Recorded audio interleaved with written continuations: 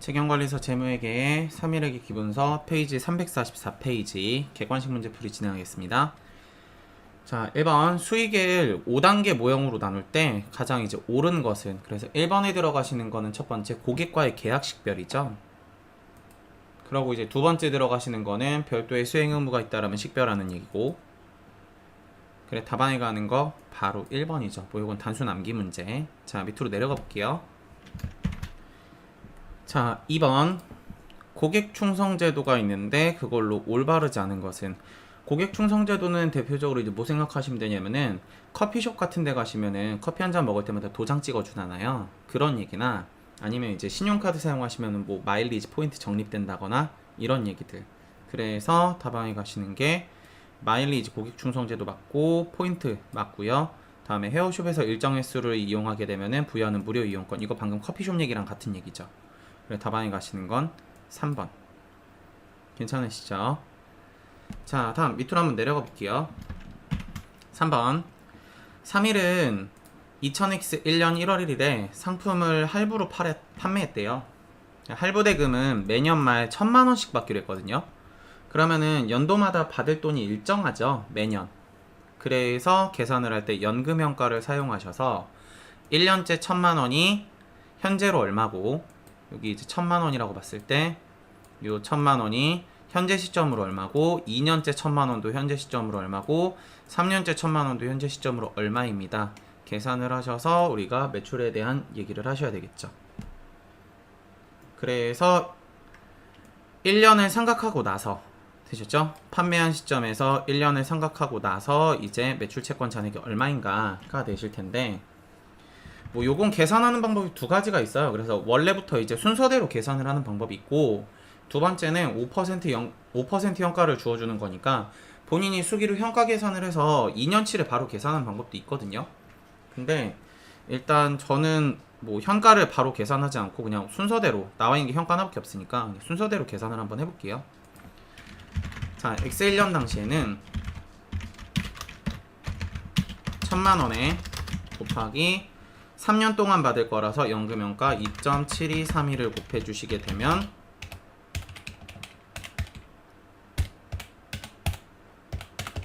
이게 처음에 인식할 매출액에 대한 매출 채권이 되겠죠.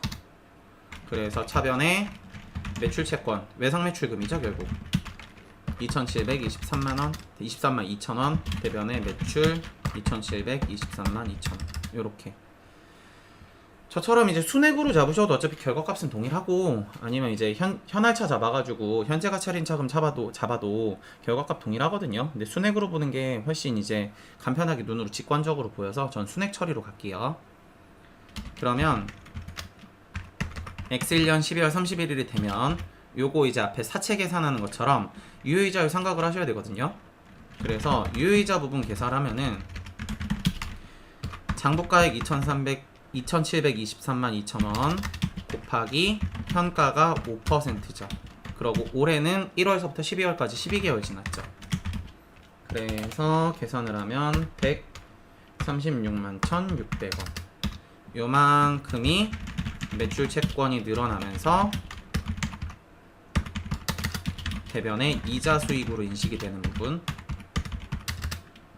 괜찮으시죠? 그러면서 연말이 되시게 되면은 1000만원을 회수했겠죠. 그래서 회수분기까지 차변의 현금 1000만원, 대변의 매출 채권 1000만원. 요렇게. 그래서 인식해보면은 1월 1일 당시가 되면은 전체 다음 연도 1월 1일이 되면 요만큼의 분계 처리가 반영이 돼야 되거든요. 그래서 매출 채권에서 유효이자만큼이 늘어나고 1000만원의 회수한 부분 줄어들게 되면 다방에 가시는 건 1859만 3,600원. 다방이 2번이네요. 괜찮으시죠? 뭘 물어볼지 몰라요. 매출을 물어보실 수도 있고, 이자를 물어보실 수도 있고, 다음에 이렇게 매출 채권 장부가액을 물어볼 수도 있고, 아니면은 X1년도에 인식해야 되는 토탈 수익이 얼마일까요? 이런 걸 물어보실 수도 있어요. 아셨죠? 그러니까 모르니까 전체적으로 푸실 수 있으셔야 돼요. 다음 밑으로 내려가 보겠습니다. 자, 문제 4번. 3일은 X1년에 용산에 1년 동안 1000개 이상을 구매하는 경우에는 단가를 90원에 팔기로 했고요. 만약에 1000개 이상을 구매 안 하면은 단가를 100원에 이제 노트북을 팔기로 했대요. 그래서 3월에 75개를 팔았는데 이 판매 시점에는 1000개를 넘기지 않을 거로 예상을 했거든요. 그러면 이 당시에는 물건 가격이 얼마로 팔아야 돼요? 100원. 1000개 이상이 안 될 거니까. 자, 그래서 X1년 3월에는 차변의 외상 매출금 물건 75개 다음에 단가는 100원 하셔서 7,500원의 물건을 판 거고요. 대변에 매출로 7,500이 잡히시게 될 거예요. 자, 근데 6월에 경기 상승이 나서 500개를 팔았는데 연 판매량을 6월에 이제 예상치가 바뀐 거예요. 1000개 이상 구매할 거라고 예상을 했죠.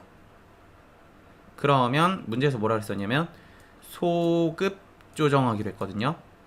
그럼 앞에 매출 잡았던 부분을 깎아줘야 되는 거예요. 소급이라는 거는 이전 거를 고치겠다는 얘기니까. 그래서 이런 상태가 됐으면은 1000개를 초과할 거라고 예상됐으니까 앞에 팔았던 100원의 단가가 아니라 90원으로 적용을 바꿔야 되거든요.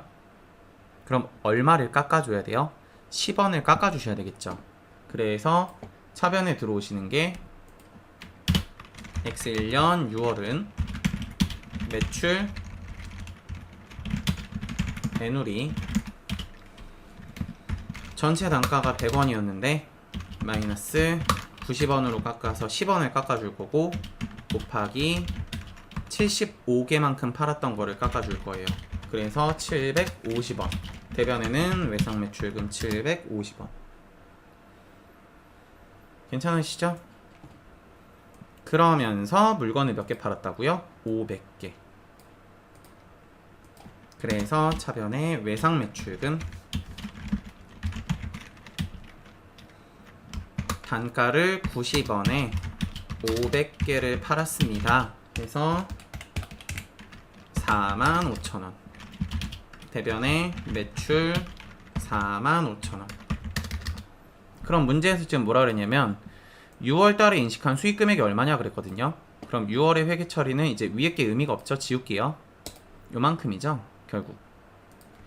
그래서 매출 45,000원에서 애누리가 발생했죠. 750원. 그럼 빼게 되면 얼마가 된다고요? 44,250원. 매출액에서 매출 애누리 빼야 순매출액이 될 거니까. 답안에 가시는 거 2번. 괜찮으시죠?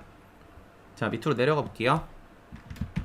5번 3일은 X1년 1월 1일에 한강에 10만원을 받고 제품을 X2년도에 인도를 하기로 했거든요.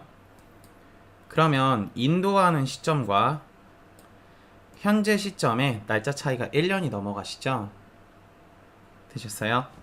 그러면 현재의 10만원을 미래 시점까지 끌고 가서 되셨어요?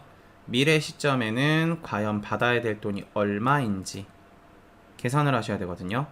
우리 반대로 생각하면 미래에 받아야 될 돈을 거꾸로 돌려보신 적 있죠? 현재 가치로서. 이거는 반대 개념이에요. 현재 10만원의 개념을 미래에 받을 거니까 연마다 삼각해서 다시 거꾸로 미래로 돌아가는 거죠. 되셨어요? 시간이 흘러가서 미래로 이제 거슬러 이제 넘어간다 라고 생각을 해주시면 되고, 계산을 하시는 법은 유효이자율법 삼각이랑 같아요. 결국 아셨죠? 그래서 처음에 X1년 1월 1일 당시에 회사는 돈을 받았고 10만원. 대변에 우리 이제 책에는 계약부채라고 적혀 있는데 저는 개인적으로 보통 이제 수업할 땐 선수금이라고 많이 얘기를 하거든요. 근데 계약부채라고 일단 쓸게요. 책에 적혀 있는 대로. 요렇게. 그러면 X1년 12월 31일이 되면 유효이자 계산을 하셔야 되니까 10만원에 문제에서 이자율이 5% 곱하기 1년치 인식하셔야 되니까 12 나누기 12 하셔서 5,000원이 될 거고, 이만큼이 회사의 부채의 증가에 따른 이자 비용이 잡히면서 5,000원 대변에 계약 부채가 5,000원이 잡히게 돼요. 그러고 이쪽으로 당겨서 X 2년 당시가 돼서 다시 장부가액은 얼마냐면은 10만 5천원, 계약 부채가 총 10만 5천원이니까 곱하기 5%를 하고 12 나누기 12를 하시면 5,250원이 되거든요. 그래서 이만큼에 대해서 회사가 이자 비용을 인식하고, 그럼 시점을 2년치를 이제 뒤로 넘어갔죠? 미래로 돌아왔죠? 그러면 이제 돈을 받아야 되겠죠. 그래서 계약 부채를 없애면 돈은 미리 받았었으니까 잡혀있는 계약 부채가 총 11만 250원이거든요. 없애면서 이만큼을 매출로서 인식을 하시게 됩니다. 그래서 지금 물어본 거는 매출액을 물었으니까 답안에 가시는 거는 2번 다시 4번이실 텐데, 만약에 회사에 이제 손익을 물었으면 이익 자체, 당기순이익 자체를 물었다라면은 매출액에서 이자 비용을 빼야 당기순이익이 되겠죠. 그래서 문제를 볼 때는 관점을 좀 여러 가지로 생각을 해주시는 게 좋아요. 괜찮으시죠? 자, 그래서 요거랑 이제 비슷하게 6번 같은 경우 이제 금융 요소가 존재하는 건데 이렇게 장기 차이가 나야 되거든요. 그래서 판매 대금을 재화 등을 양도하고 나서, 이거는 이제 반대 개념이죠. 돈을 먼저 받고 물건을 나중에 주는 케이스. 얘는 물건을 먼저 주고 나중에 돈을 받는 케이스. 되셨어요? 그래서 2년 이내 수령했다. 그러면 돈 받는 날짜랑 차이 나시죠 또. 그래, 답안에 가시는 거 4번. 금융 요소가 존재한다라는 거는 결산이 되시게 되면은 유효이자 인식을 해서 미래 시점과 현재 시점의 차이 조정을 하는 거다. 괜찮으시죠? 다음으로 넘어가 볼게요. 자, 7번. 다음 중 수익의 인식에 대한 설명으로 옳지 않은 것은 뭐 이런 건 꽁이에요, 꽁. 아셨죠? 나머지 한번 읽어보시고, 상품권 판매는 상품권이 판매되는 시점이 아니라 상품권이 회수되면서 실제로 물건이나 용역이 공급되는 때. 답안에 가시는 거 4번. 그래, 상품권이 판매되는 시점은 선수금으로 인식하시죠, 부채로서. 다음 밑으로 내려갈게요. 8번. 3일은 X1년 1월 1일에 판매대금 10만원을 2년 후에 받기로 하고, 자, 그러면 돈을 받는 시점이 요때가 10만원이네요. 그럼 요거는 사채 개념하고 동일하죠. 미래에 나중에 돈을 받을 건데 이걸 현재로 돌려야 되겠죠. 괜찮으시죠? 그래서 답안에 가시는 거는 10만원 곱하기 0.82645 하시면 82,645원만큼 현재 매출 채권이 잡히면서 대변의 매출로 인식이 되셔야 되겠죠. 답안에 가시는 거 바로 3번. 다음 밑으로 내려가 있습니다. 자, 9번. 전자제품을 제조하여서 판매하는 3일은 다업소 유통에 제품을 5만원에 팔았대요. 그럼 이게 수익이겠죠? 자, 근데 판매와 관련해서 고객들에게 판촉용으로 사용할 6,000원의 상품권을 지급했대요. 그럼 이거는 우리가 이제 물건 살 때 보면은 가끔 페이백으로 현금 돌려받는 케이스 있죠? 그런 개념이거든요. 그래서 이런 6,000원의 페이백을 받게 되면은 전체 5만원의 매출에서 회사는 매출을 하고 나머지 6,000원을 다시 돌려준 꼴이니까 6,000원만큼 마이너스로 빼셔야 돼요, 수익에서. 답안에 가시는 건 3번입니다. 괜찮으시죠? 자, 밑으로 내려가 볼게요. 자, 10번. 무선통신사업을 영위하는 3일은 X1년 1월 1일 고객에게 24개월간 통신 서비스를 제공하고 핸드폰 단말기를 판매했대요. 그러면 핸드폰 단말기 자체는 이제 재화의 공급이고, 통신 서비스 같은 경우 기간에 따라서 이제 계속 공급을 하니까 용의 공급이거든요. 근데 핸드폰 단말기가 20만원이고 계약 금액이 통신 서비스가 5만원이에요.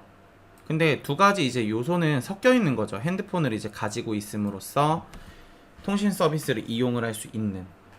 그래서 정확히 이게 핸드폰의 매출액이 얼마다 이렇게 구분을 하기가 힘든 이렇게 섞여 있는 용역에 대해서는 전체적인 매출 계산을 하고, 아셨죠? 전체적인 매출 계산을 하고 그 매출액을 공정가치로서 안분을 해서 전체 매출액 중에 핸드폰을 판매한 재공급이 얼마고, 다음에 통신 서비스를 공급하는 용요의 공급이 얼마다.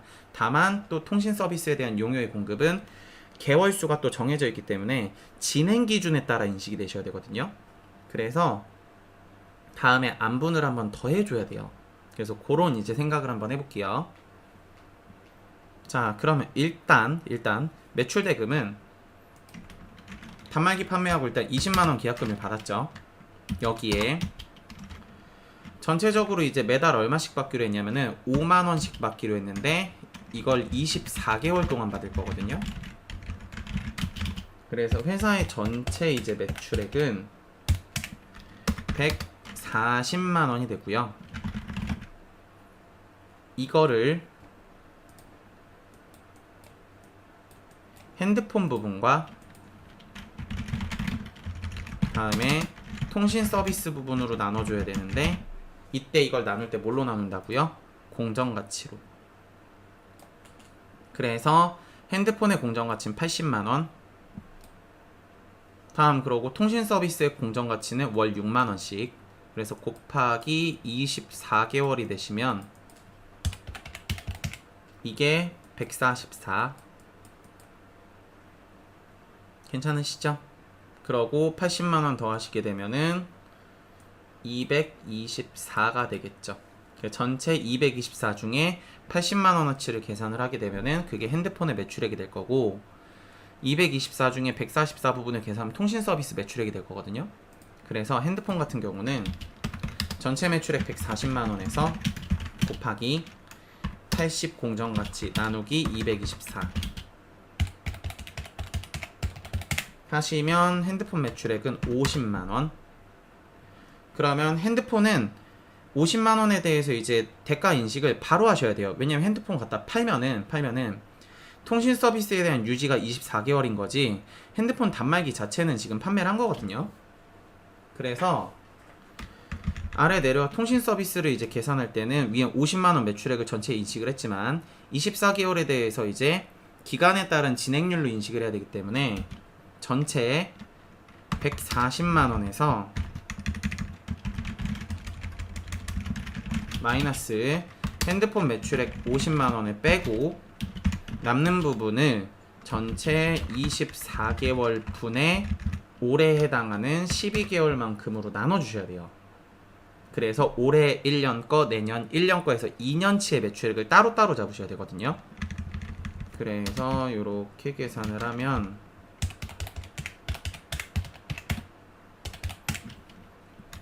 통신 서비스의 2000X 1년 매출액은 45만원. 그러고 핸드폰 매출액의 매출액은 50만원. 그래, 다방에 가시는 건 두 개를 더해서 X 1년도의 총 수익은 95만원이 됩니다. 자, 다음 아래로 한번 내려가 볼게요. 자, 11번. 다음 중 기간에 걸쳐 수익을 인식하는 경우로 가장 올바른 것은? 기간에 걸쳐서 수익을 인식하는 이제 수행 의무는 크게 세 가지 정도. 그래서 1번. 고객이 기업을 수행하는 대로 기업이 제공하는 효익을 동시에 얻고 소비하는 경우. 그래서 기업이 수행하는 대로 기업의 수행에 대한 제공하는 효익을 동시에 얻고 소비한다. 그래서 답안에 가시는 거 바로 1번. 되셨죠? 그래서 1, 2, 3 한번 읽어보시면 좋으실 것 같고요. 다음 밑으로 한번 내려가 볼게요. 자, 12번. 3일중공업은 12월 31일 경쟁 입찰을 통해서 공사기간 2년에 LNG선을 100억 원의 수주를 하였대요. 그래서 이렇게 수주를 할 때 4가지의 비용이 발생을 했는데 이거에 대해서 비용으로 인식할 금액이 얼마냐. 자, 여기서 비용으로 인식을 한다는 거는 이 계약 체결과 무관하게 계약을 체결이 되었든 안 되었든 그 계약 체결 자체에 영향을 주지 않는 비용 자체가 우리가 비용으로 처리하는 금액이 되거든요. 뭐 예를 들어서 이런 생각해 볼까요? 입찰을 했다. 그럼 우리가 무조건 낙찰이 될까요? 아니겠죠. 이 입찰 비용 같은 경우는 써서 내가 이거를 가능성을 보기 위해서 갖다가 내는 거지, 내가 입찰을 한다 그래서 무조건 다른 사람이 안 되고 내가 된다 이런 건 아니에요. 이해되세요? 그리고 회사가 법률 검토를 하고 있대요. 되셨죠? 그러면 이 LNG 선에 대해서, LNG 선 이제 가스선인 것 같은데, 가스선에 대해서 우리 회사가 이거를 수주해서 사업을 할 수 있을지 없을지 그런 법률 검토를 한다 그래서, 법률 검토에서 할 수 있을 것 같은데요, 그럼 무조건 하는 거예요? 아니죠. 입찰을 해서 우리가 그걸 따내야 돼요. 이해되세요? 그래서 법률 검토라는 이제 비용 자체도 직접적으로 이거를 할 때만 발생하는 원가 자체는 아닌 거고, 그래 답안이 가는 게 하나, 둘, 세 개는 직접이 아니라 간접이요. 간접 정확하게는. 아셨죠? 정확하게 비슷한 개념으로는. 그래서 직접적으로 저기 관련 있는 원가들이 아니라 저 LNG 선에 대한 이제 사업 수주가 우리가 낙찰을 받든 안 받든 그 성공 여부에 상관없이 지출이 되는 비용들인 거고, 다음에 외부 영업 자문사의 수수료는 성공 수수료래요. 그럼 이거 수주를 못했으면은 지급을 안 했겠죠. 성공 수수료니까. 지급을 했다라는 건 우리가 지금 낙찰을 받았으니까, 계약 체결이 지금 이루어졌으니까 돈을 줬겠죠. 성공 수수료는. 그래서 얘는 자산이에요. 비용이 아니에요. 그래서 답안에 가시는 거는 첫 번째, 두 번째, 네 번째. 답안에 가는 거 6,500만 원. 괜찮으시죠? 다음 뒤로 넘어가 볼게요. 자, 3일은 X1년 12월 31일에 용산에 100만원의 제품을 매출을 했대요. 되셨죠? 근데 조금 이상한 것 같아요, 이 문제. 100만원의 제품을 판매했는데 원가가 800이래요, 800. 80 아닐까요? 80? 원가 100만원짜리를 다시 원가 800만원짜리를 100만원에 아무튼 그래서 원가 80만원일 것 같은데, 요렇게 이제 매출을 했는데 20만원이 반품이 예상이 되고 있죠. 그러면은 이 반품 20만원에 대해선 부채 인식을 하면서 실제 매출은 얼마로 잡아요? 100만원에서 20만원을 뺀 나머지 부분을 매출액으로 잡으시죠. 그래서 답안이 가는 게 4번. 괜찮으시죠? 다음 밑으로 내려가 볼게요. 자, 14번. 3일은 12월 31일에 제품을 5천만원짜리 팔았는데, 5천만원에 팔았는데 그 중에 반품이 예상될 것을 1,000만원으로 예상을 하고 있대요. 그러면 환불부채를 얼마를 잡아요? 1,000만원. 예상되는 금액이 있으니까. 만약에 이 예상이 안 되게 되면은 매출액을 아예 안 잡아요. 아셨죠? 전체적으로 돈을 받은 부분이 있다라면은 그걸 전부 다 환불부채로 잡거든요. 되셨어요? 그래서 답안에 가시는 거 지금 예상되는 부분이 있으니까 1,000만원만큼. 되셨죠? 1,000만원만큼 환불부채를 잡으셔야 되고, 이런 상태가 되면 13번에서 이제 할 때 봤었죠. 매출액은 얼마가 된다고요? 4천이 된다고요. 다음 밑으로 내려가 볼게요. 자, 15번.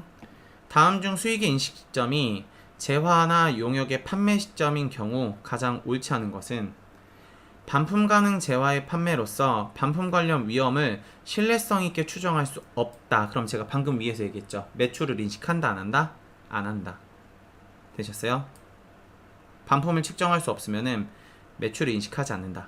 즉 반품 기간이 끝나거나 이런 상태가 되지 않을 때까지는 매출을 잡지 않아요. 그래서 답안에 가시는 거 1번. 괜찮으시죠? 자, 다음 밑으로 내려가 볼게요. 16번. 방송 프로그램 제작사인 베이블레이드는 1월 1일 프로그램의 캐릭터 장난감 제조사인 소노반에게 2년간 사용할 수 있는 이제 계약을 체결하고 1억을 받았대요. 소노반은 현재 향후 출시 캐릭터를 사용한 장난감의 제작 권리를 가진다. 현재 것만 가지는 게 아니죠. 앞으로 출시될 것까지도 2년 동안 전부 다 사용할 권리 갖죠. 이런 상태가 되시면 이걸 뭐라 그래요? 접근권이라 그러죠. 접근권. 현재 시점까지 출시된 것을 사용할 거다. 그럼 사용권. 현재 시점 포함해서 앞으로 출시되는 것까지 전부 다 사용할 권리를 가진다. 그러면 접근권. 이해되세요? 그래서 접근권이면 사용 기간에 따라서 수익을 인식하셔야 되고, 사용권이라면 부여일에, 사용을 할 수 있는 권리가 부여된 부여일에 수익을 전체적으로 인식을 하시게 되겠죠. 그래서 만약에 이제 사용권이었다 그럼 1억인데 지금은 접근권이니까 1억을 2년 동안 쓸 거라서 절반만큼인 5천만 인식을 하셔야 됩니다. 괜찮으시죠? X 1년 거 계산하라 그랬으니까. 밑으로 내려가 볼게요. 17번 고객충성제도 포인트 마일리지 얘기.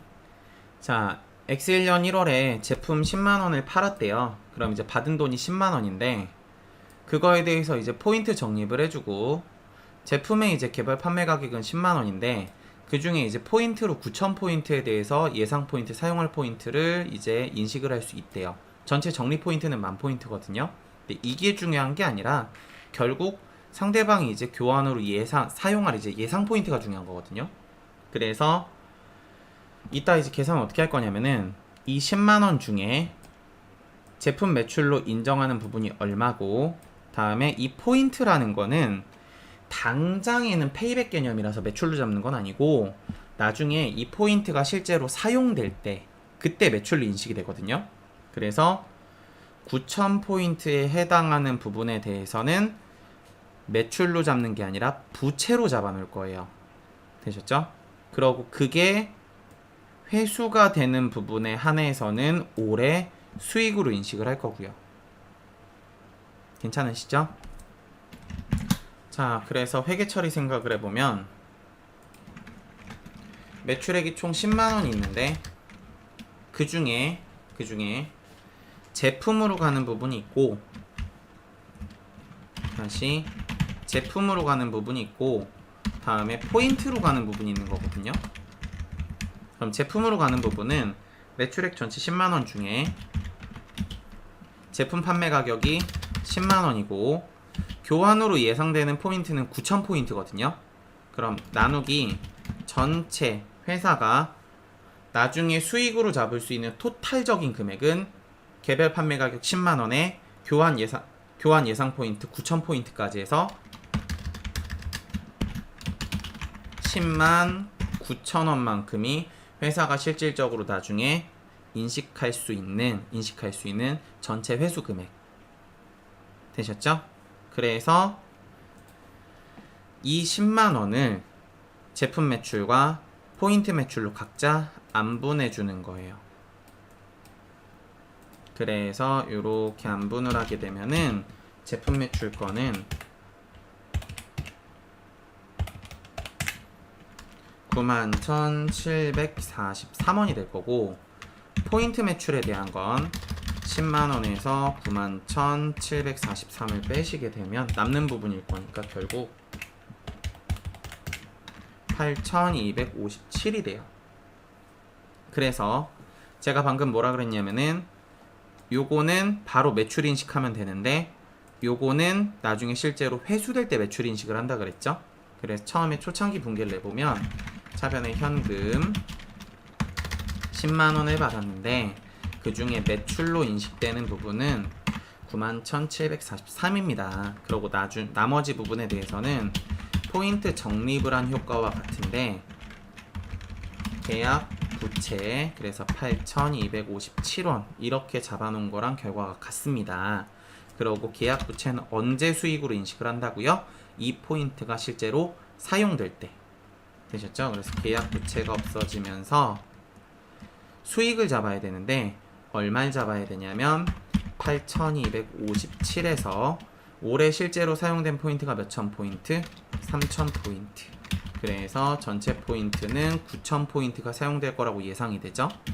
그래서 인식해보면 올해 수익으로 잡아야 되는 건 2,752 해서 차변에 계약 부채 2,752 대변의 매출 2,752.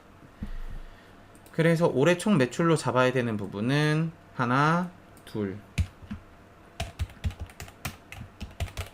해서 다방에 가는 건 94,495. 다방 2번이에요. 괜찮으세요? 그래서 이 계약부 다시 포인트에 대한 이제 마일리지 적립 얘기 같은 경우는 받은 돈이 있어도 마일리지를 적립해 주게 되면은 전체 매출을 잡는다 안 잡는다? 안 잡는다. 매출로 들어가는 부분과 포인트 적립해 준 부분을 각자 따로 계산을 해줘야 되는데 이때 사용하는 게 뭐다? 포인트는 회수될 거라 생각하는 예상 포인트. 그러고 제품의 시가, 판매 가격. 그래서 두 가지로 안분을 해준다. 괜찮으시죠? 요것도 이제 뭐 제3자에 대해서 막 지급하는 이런 얘기가 나오는데 우리 문제는 그 정도까지는 없거든요. 그래서 요 정도만 계산하실 수 있어도 제 생각에 충분하다 생각을 합니다.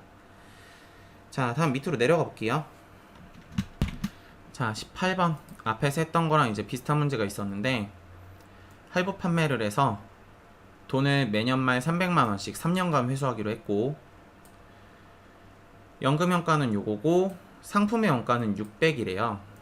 자, 그럼 분계 처리를 내보면 X1년 1월 1일 매출로 인식해야 되는 부분은 300만원에 곱하기 2.40183 720만 5,490원.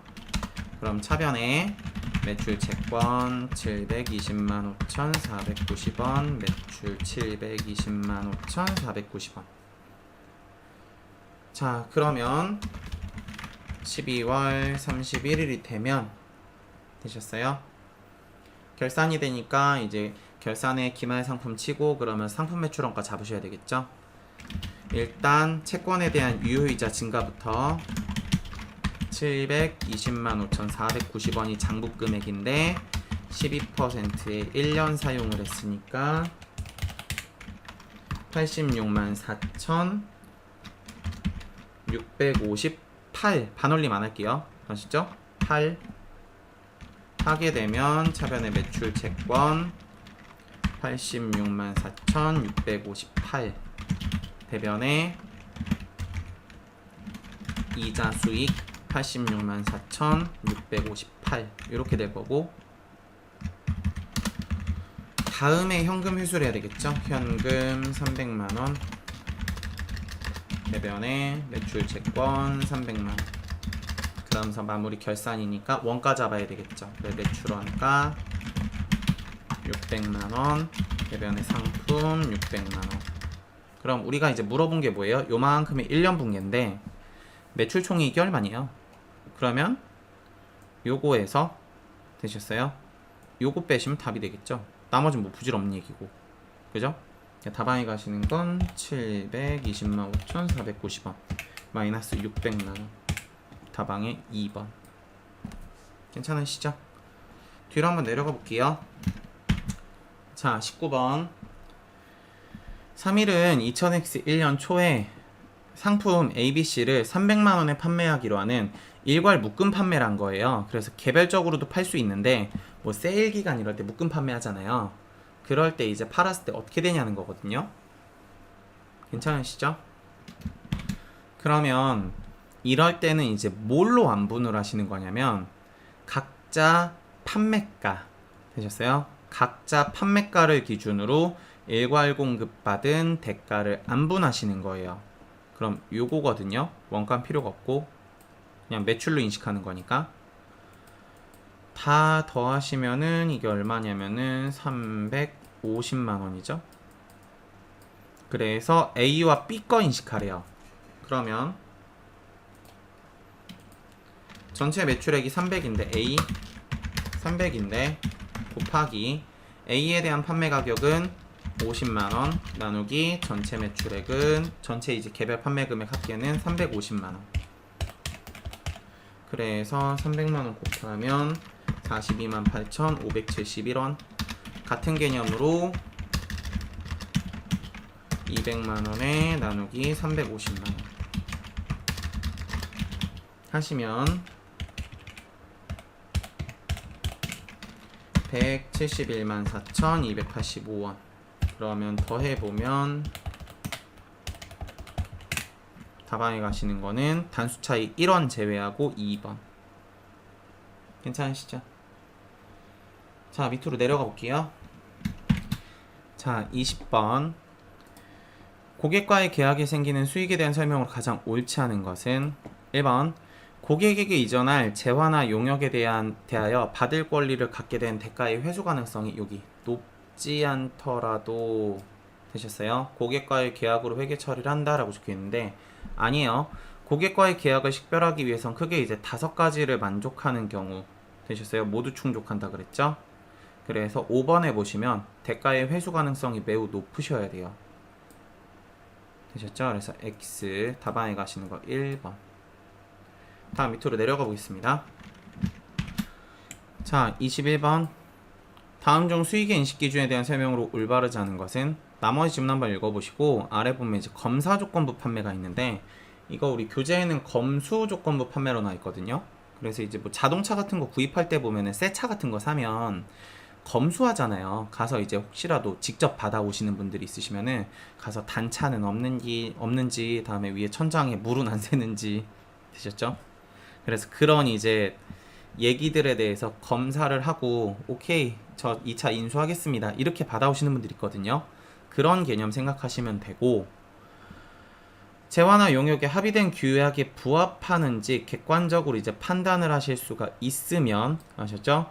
실제로 인수되었다고 이제 볼 수 있으므로 형식적인 고객 인수 절차와 관계없이 수익을 인식한다 라고 적혀 있으시거든요. 그래서 재화나 용역이 합의된 규약에 부합하는지 객관적으로 판단이 가능한 경우라 그랬죠. 1번 얘기죠. 고객이 아니죠.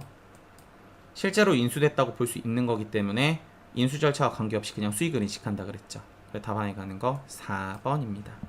그래서 요 정도 보시고 수익 파트는 여기까지 풀이하겠습니다. 자, 수고하셨습니다.